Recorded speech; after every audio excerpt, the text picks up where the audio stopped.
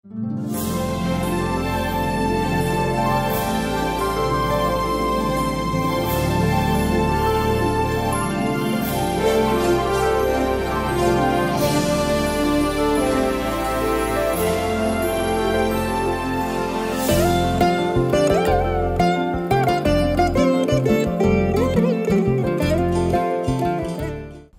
అస్మద్గురుభ్యో నమః. హరి ఓం. వేదవేద్యే పరే పుంసి జాతే దశరథాత్మజే వేదః ప్రాచేతసాదాసీత్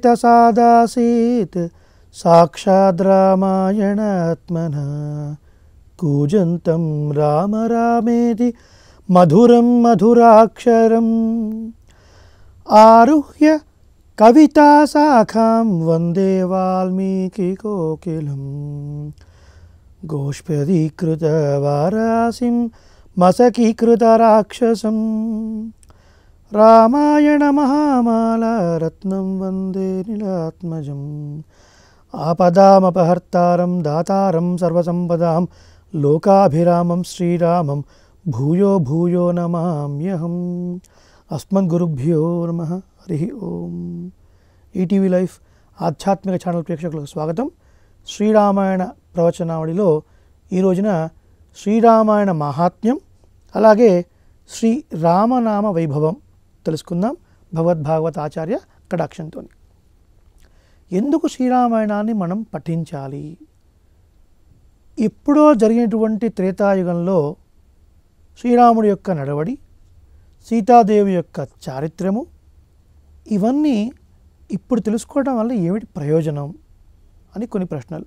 ఇంకా కొంతమంది మహానుభావులు పెద్దల్ని సంప్రదించకుండా, అంటే ఒక గురువు లేకుండా, ఒక ఆచార్యుడు లేకుండా తన బుద్ధికి తోచినట్లుగా కొన్ని అంశాలని పరిశీలించి కొన్ని తప్పులుగా చిత్రీకరించటం, తప్పుడుగా వ్యాఖ్యానాలు చేయడం, ఇవన్నీ మనం రోజు చూస్తూనే ఉన్నాం. దీనికి కారణం ఏమిటి అంటే సరి అయిన జ్ఞానం లేకపోవటం. ఆ సరి అయిన జ్ఞానం మనకు ఎలా వస్తుంది అంటే పెద్దలని ఆశ్రయించడం ద్వారా. అదే విషయాన్ని భగవద్గీతలో చెప్తాడు కృష్ణుడు. తద్విద్ధి ప్రణిపాతేన పరిప్రశ్నేన సేవయా ఉపదేక్షంతి తే జ్ఞానం జ్ఞానినః తత్వదర్శినః. ఆయన పెద్దలను, జ్ఞానులను ఆశ్రయించు, సాష్టాంగ ప్రణామం చెయ్యి, వారికి సేవ చేయి, తద్వారా విషయాలను తెలుసుకో అని చెప్తాడు. అందుకే పెద్దలను ఆశ్రయించి తెలుసుకోవాలి. మనకి ఒక సుభాషితం ఉంది ధర్మశాస్త్రంలో, మంచి మాట. ఏమిటది అంటే ఆహార నిద్ర భయమైథునంచ సామాన్యమేతత్ పశుభిః నరాణాం.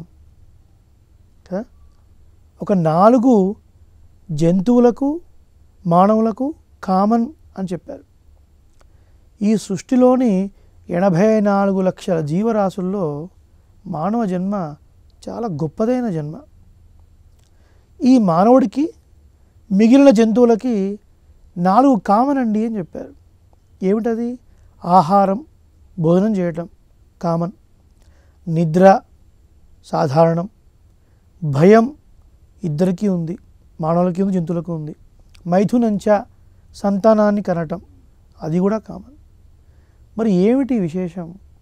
ధర్మో హి తేషాం అధికో విశేషః ధర్మేణ హీనాః పశుభిః సమానః అన్నాడు.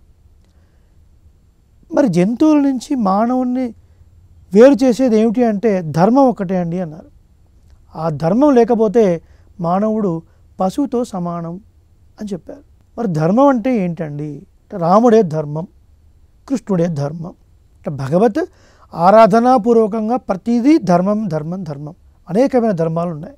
ఉద్యోగ ధర్మం, వ్యాపార ధర్మం, గృహస్థు ధర్మం, భ్రాతృధర్మం, రాజధర్మం, మంత్రి ధర్మం, ఇలాంటి అనేక ధర్మాలు. మళ్ళీ వీటిలో సామాన్య ధర్మం, విశేష ధర్మం అని కొద్దిగా విభాగం. ఇవన్నీ మనకు ఇతిహాస పురాణాల ద్వారా తెలుస్తాయి.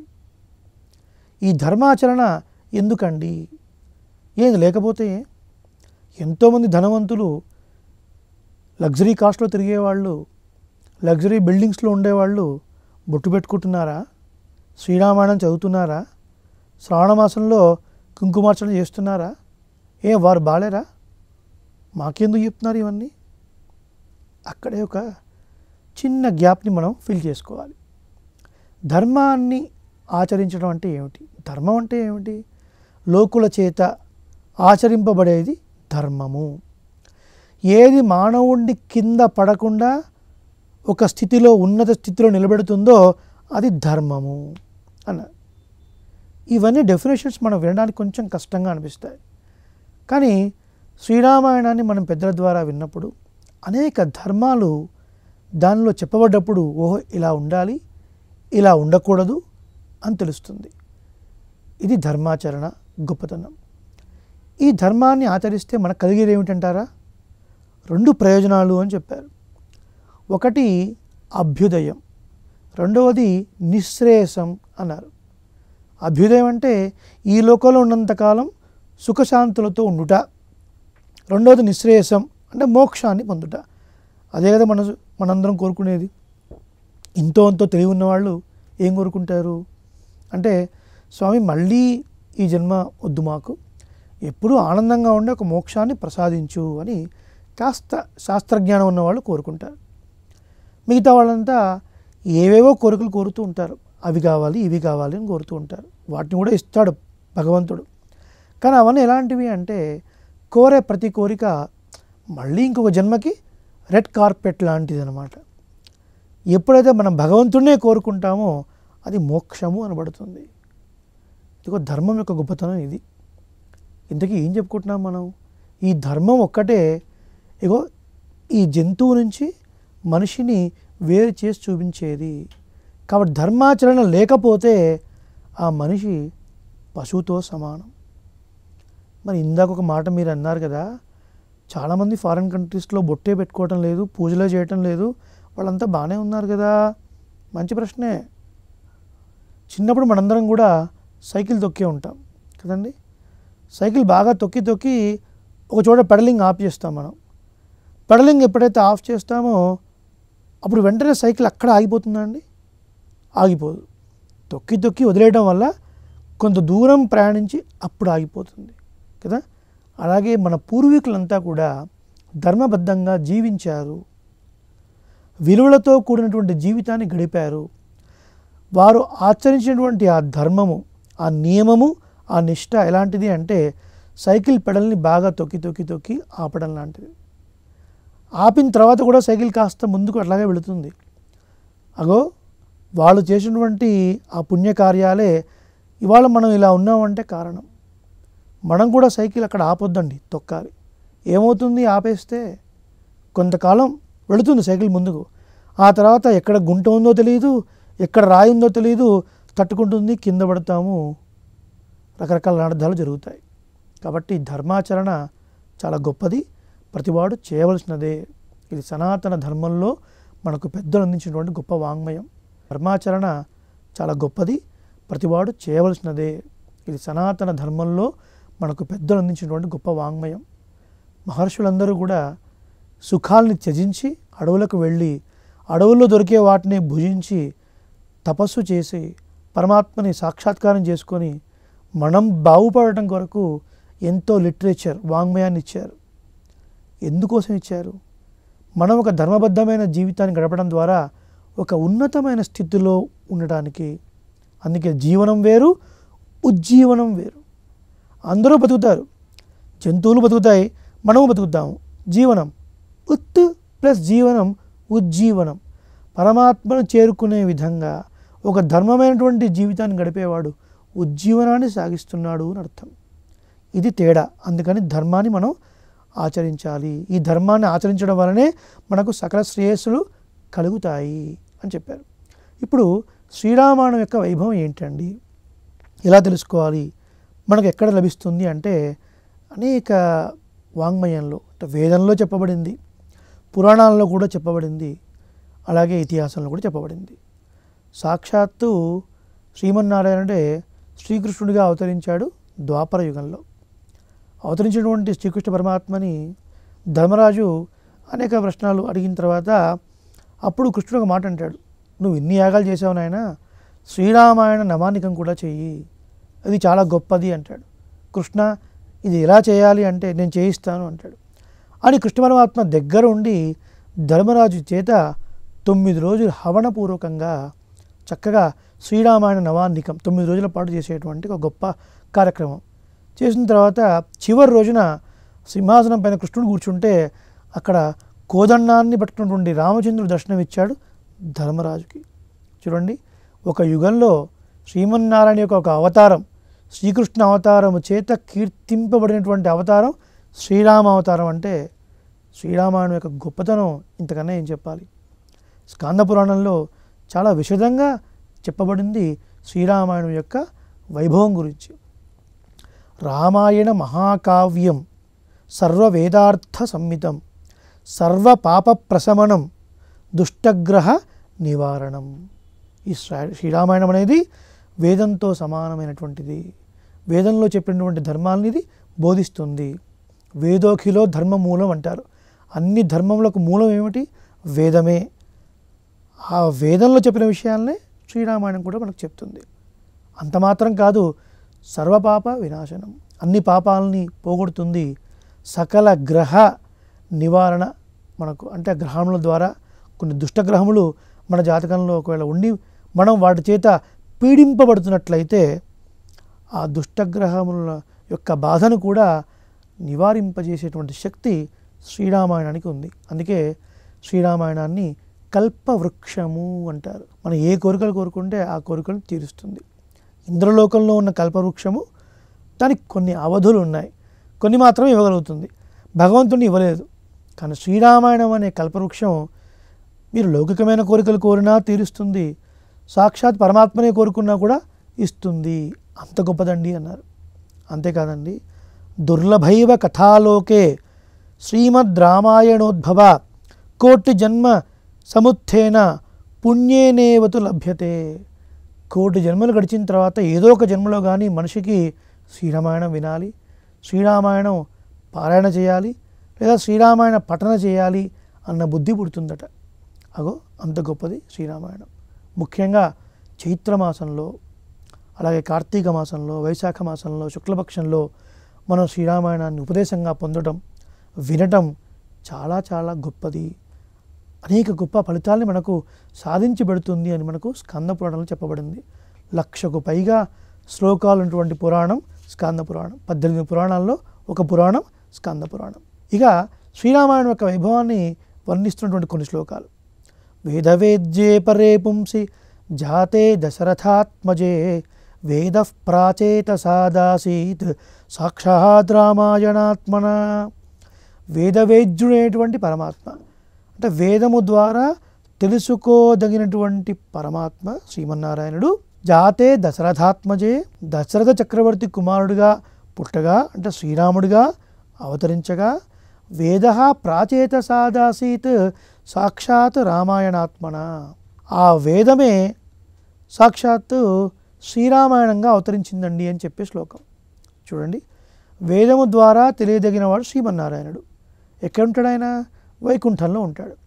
ఆ వైకుంఠంలో ఉండే శ్రీమన్నారాయణుడు దశరథ చక్రవర్తి కుమారుడుగా భూలోకంలో శ్రీరాముడిగా అవతరించాడు. అంటే అర్థం ఏంటి? శ్రీమన్నారాయణుడే శ్రీరాముడు. అప్పుడు వాల్మీకి మహర్షి ద్వారా శ్రీరామాయణం అవతరించింది కదా. దాని అర్థం ఏంటి? నారాయణుడు రాముడైనప్పుడు వేదము శ్రీరామాయణం, శ్రీరామాయణం అనేది సాక్షాత్తు వేదమే అండి అని చెప్పారు. అగో అంత గొప్పదండి శ్రీరామాయణం. ఇంకొకటి, చరితం రఘునాథస్య శతకోటి ప్రవిస్తరం ఏకైకమక్షరం ప్రోక్తం మహాపాతక నాశనం. రఘువంశంలో రఘుమహారాజు జన్మించినటువంటి వంశం కాబట్టి రఘువంశం. చరితం రఘునాథస్య, రఘువంశంలో శ్రేష్ఠుడైనటువంటి రామచంద్రుడి యొక్క చరిత్ర శతకోటి ప్రవిస్తరం, చతుర్ముఖ బ్రహ్మలోకంలో 100 కోట్ల శ్లోకాలతో ఉంది. ఏమండి, 24,000 శ్లోకాలు ఉంటేనే ఒక 3 గ్రంథాలుగా ఉన్నాయి. 100 కోట్ల శ్లోకాలు అంటే ఎంత పెద్ద గ్రంథం అవుతుందండి, ఆలోచించండి. మనకంత శక్తి లేదు కాబట్టి వాల్మీకి మహర్షి ద్వారా భగవంతుడు మనకు 24,000 శ్లోకాలతోని అందించాడు శ్రీరామాయణాన్ని. చతుర్ముఖ బ్రహ్మలోకంలో 100 కోట్ల గ్రంథంగా ఉంది. అదే శ్రీరామాయణం భూలోకంలో 24,000 శ్లోకాలతో అలరారుతున్నది, విరాజమానం అవుతున్నది. చరిత్రం రఘునాథస్య శతకోటి ప్రవిస్తరం ఏకైకమక్షరం ప్రోక్తం మహాపాతకనాశనం.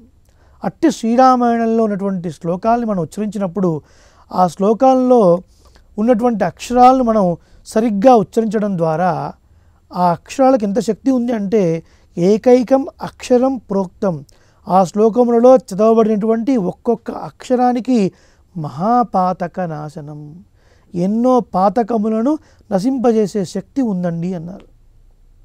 చూడండి, మనం ఒక శ్లోకాన్ని ఉచ్చరించడం ద్వారా, పలకడం ద్వారా 2 రకాల శక్తులు ఉద్భవిస్తాయి. శబ్దశక్తి, అర్ధశక్తి కదండి.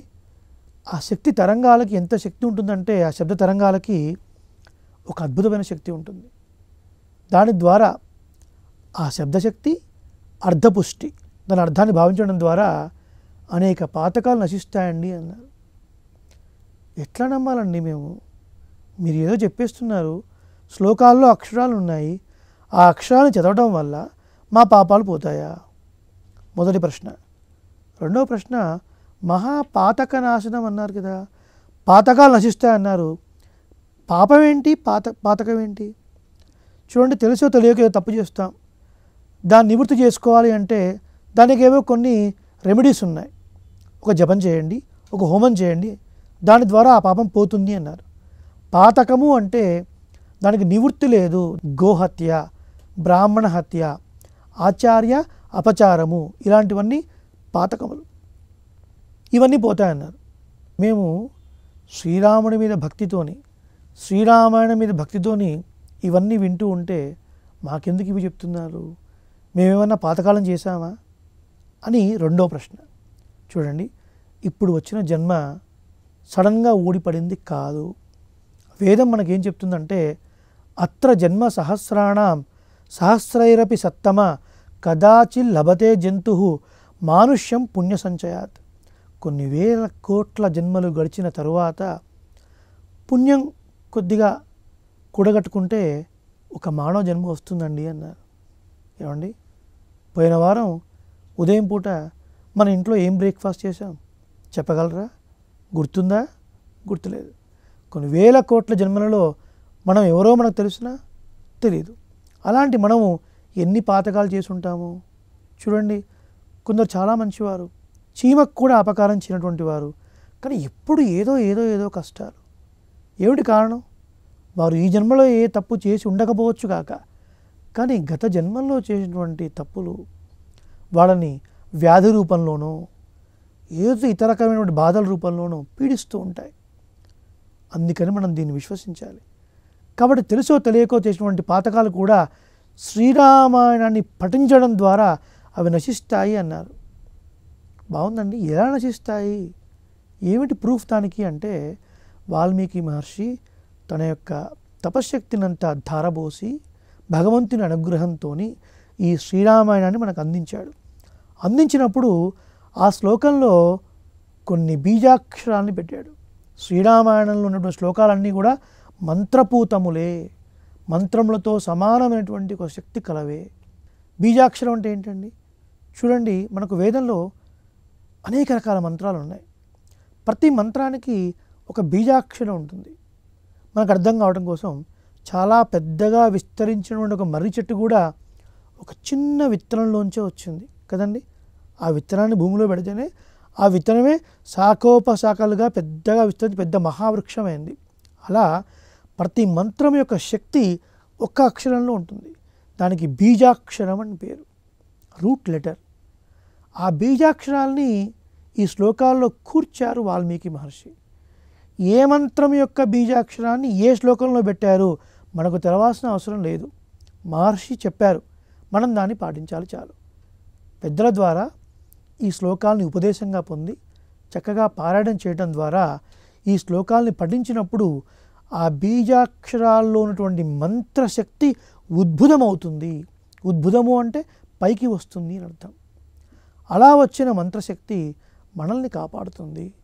మనం గత జన్మల్లో లేదా ఈ జన్మలో అయినా సరే తెలుసో తెలియకో చేసినటువంటి పాపాలే కాదు పాతకములు కూడా, ఇందాక చెప్పాం కదా మనం, గోహత్య, బ్రాహ్మణ హత్య, ఆచార అపచారము, ఇవన్నీ గత జన్మల్లో మనం ఎప్పుడు ఎలా ఉన్నామో మనకు తెలియదండి.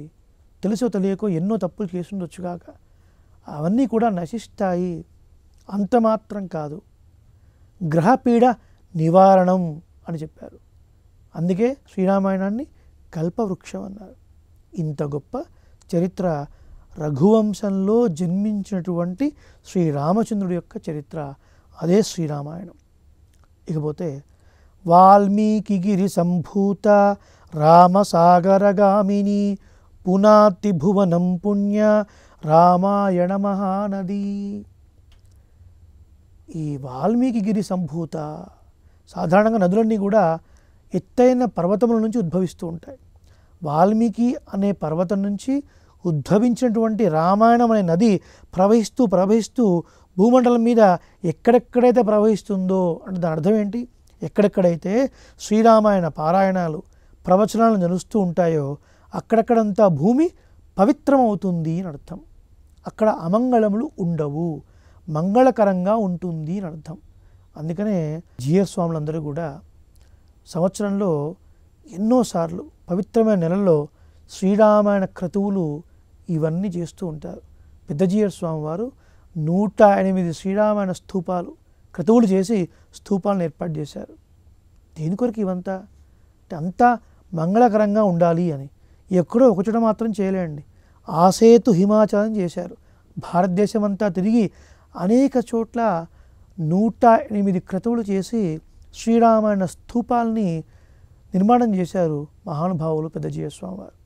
ఇవన్నీ మన కోసమని గుర్తించాలి. మహర్షులందరూ కూడా మనం బాగుపడటం కొరకు అనంతమైన వాంగ్మయాన్ని ఇచ్చారు. పెద్దల ద్వారా తెలుసుకొని దానిలో ధర్మ సూక్ష్మాలను తెలుసుకుంటే మనం బాగుపడటమే కాకుండా మన తరతరాలు తరిస్తారు.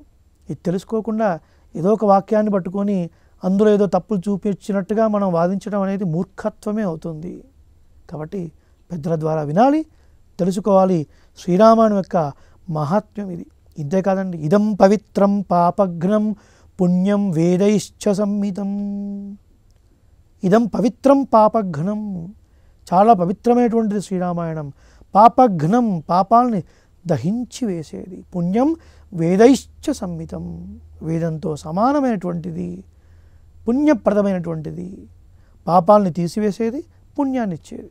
భగవంతుణ్ణి, భాగవతోత్తములను, ఆచార్యులను చేరుకోవడానికి ఏది అడ్డుపడుతుందో అదే పాపం, వారి దగ్గరికి ఏది చేరుస్తుందో అదే పుణ్యము.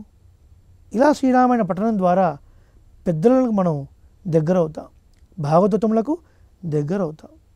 అందుకనే రామదాస్ అన్నారండి, భాగవతుల పాద జలము పైన జల్లుకున్న చాలు భాగీరథికి పోయేనని భ్రాంతి ఏటికే మనసా. 75 ఏళ్ళు వచ్చిన తర్వాత పుష్కరాలు వచ్చాయి, గంగకు వెళ్ళాలి, గంగలో మునగాలి, నా పాపాలు పోవాలి, పుణ్యం రావాలి అని పెద్దవాళ్ళు గుణుగుతూ ఉంటారు. ఏమిరా నేను చెప్తూనే ఉన్నాను, నువ్వు పట్టించుకోవటం లేదు, పుష్కరాలు వచ్చాయి, నేను గంగలో మునగాలి, ఎప్పుడు తీసుకెళ్తావు, ఎప్పుడు తీసుకెళ్తావు, ఎందుకని బాధపడతారు అట్లాగా? రామదాస్ గారు అంటున్నారు ఈ మాట, నేను కాదు. భాగవతుల పాదజలము, శ్రీరామాయణాది పారాయణలు ప్రవచనాలు చేసేటువంటి మహానుభావులు ఇంటికి వచ్చినప్పుడు వారి కాళ్ళు కడిగి పైన చల్లుకుంటే చాలు కదమ్మా, అంతకన్నా పవిత్రం ఏముంది?